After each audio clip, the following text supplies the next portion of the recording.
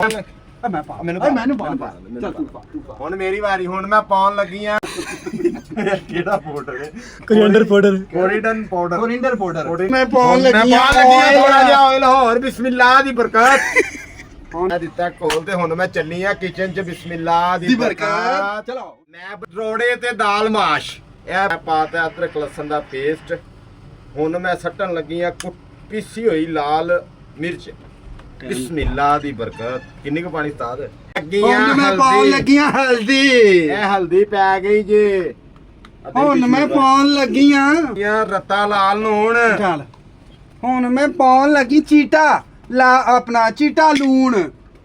ਉਹ ਥੋੜਾ ਹੱਥ ਰੱਖ ਕੇ ਪਾ ਦੇ ਦੇ ਥੋੜਾ ਥੋੜਾ ਕਰ ਥੋੜੀ ਜਿਹੀ ਦਾਲ ਹਾਂ ਬਸ ਹੁਣ ਮੈਂ ਪਾਉਣ ਲੱਗੀਆਂ ਲੂਣ ਪਾ ਦੇ ਸਾਰਾ ਪਾ ਦੇ ਮੈਂ ਪਾ ਮੈਨੂੰ ਪਾ ਚੱਲ ਤੂੰ ਪਾ ਹੁਣ ਮੇਰੀ ਵਾਰੀ ਹੁਣ ਮੈਂ ਪਾਉਣ ਲੱਗੀ ਆ ਧਨੀਏ ਦਾ ਪਾਊਡਰ ਨਹੀਂ ਤੇ ਇੰਗਲਿਸ਼ ਚ ਹੁੰਦਾ ਇਦਾਂ ਨਾਲ ਹੈ ਨਾ ਸਰਿੰਡਰ ਪਾਊਡਰ ਨਹੀਂ ਕੋਰੀਅਨ ਕੀ ਇਹ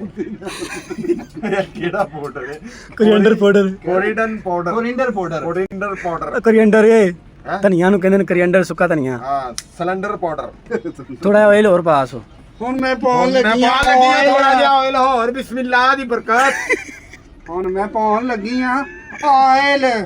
ਬਿਸਮਿਲ੍ਲਾ ਦੀ ਬਰਕਤ ਬਸ ਥੋੜਾ ਪਾ ਵੀ ਦੇ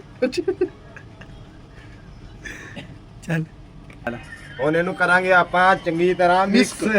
ਇਹਨੂੰ ਮਿਕਸ ਕਰਕੇ ਮਿਕਸ ਕਰਨ ਤੋਂ ਬਾਅਦ ਇਹਦੇ 'ਚ ਪਾਵਾਂਗੇ ਉਬਲੀ ਹੋਈ ਮਾਸ਼ ਦਾਲ ਦੀ ਮਾਸ਼ और पहले इन्हें पकाना ग्रेवी तैयार करनी फिर ਗ੍ਰੇਵੀ ਤਿਆਰ ਕਰਕੇ ਫਿਰ ਇਹਦੇ 'ਚ ਪਾਣੀ ਹੈ ਮਾਸ਼ ਦਾਲ ਦੀ ਮਾਸ਼ ਦਾਲ ਦੀ ਮਾਸ਼ ਪਾ ਕੇ ਉਹਦੀ ਦਾਲ ਬਣਾ ਦੀ ਦੇਣੀ ਮਾਸ਼ ਛਾਛ ਦੀ ਮਾਸ਼ ਇਹ ਮੈਂ ਦਿੱਤਾ ਘੋਲ ਤੇ ਹੁਣ ਮੈਂ ਚੱਲੀ ਆ ਕਿਚਨ 'ਚ ਬਿਸਮਿਲ੍ਲਾ ਦੀ ਦੀ ਬਰਕਤ ਚਲੋ ਉਠੋ ਬਿਸਮਿਲ੍ਲਾ ਦੀ ਬਰਕਤ आज रोटी च मिलनी है ता ही बिस्मिल्लाह दी बरकत हो रही है